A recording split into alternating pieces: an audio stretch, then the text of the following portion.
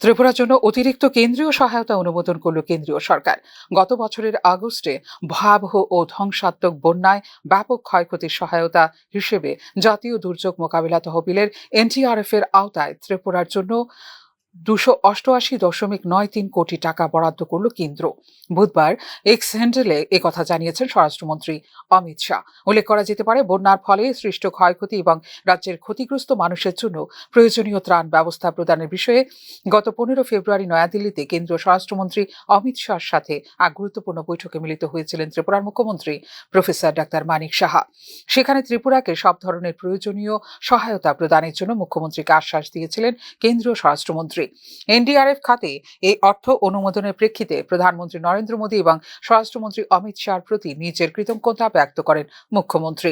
গত বছরের আগস্ট মাসে রাজ্যে ভয়াবহ বন্যার পরিপ্রেক্ষিতে এনডিআরএফ এর অধীনে ত্রিপুরার জন্য অতিরিক্ত কেন্দ্রীয় সহায়তা হিসেবে 288.93 কোটি টাকা অনুমোদিত হয়েছে বলে উল্লেখ করেন মুখ্যমন্ত্রী ডাক্তার মানিক সাহা। এই অতিরিক্ত কেন্দ্রীয় সহায়তা অবশ্যই রাজ্যে দুর্যোগ প্রভাবিত মানুষের জন্য বিশেষ সহায়ক ভূমিকা পালন করবে।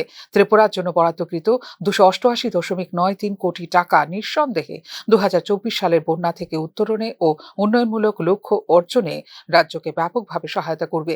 এজন্য আমি আন্তরিকভাবে প্রধানমন্ত্রী নরেন্দ্র মোদী ও কেন্দ্রীয় স্বরাষ্ট্রমন্ত্রী অমিত শাহকে ত্রিপুরার পাশে থাকার জন্য ধন্যবাদ জানাই বলে নিজের সামাজিক মাধ্যমে উল্লেখ করেছেন মুখ্যমন্ত্রী ডাক্তার মানিক সাহা।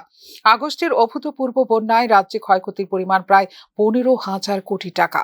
বিষয়টি নিয়ে বরাবরই কেন্দ্রীয় সরকারের সঙ্গে যোগাযোগ রক্ষা করা হচ্ছে বলে ইতিপূর্বে জানিয়েছিলেন মুখ্যমন্ত্রী ডক্টর মানিক সাহা। সুনির্দিষ্ট পদ্ধতিতে কেন্দ্র ক্ষতিপূরণের প্রয়োজনীয় অর্থ প্রদান করবে বলেও জানিয়েছিলেন মুখ্যমন্ত্রী। বন্যার ক্ষয়ক্ষতিতে প্রাথমিকভাবে 564 কোটি টাকা মঞ্জুর করা হয়েছিল রাজ্য সরকারের তহবিল থেকে।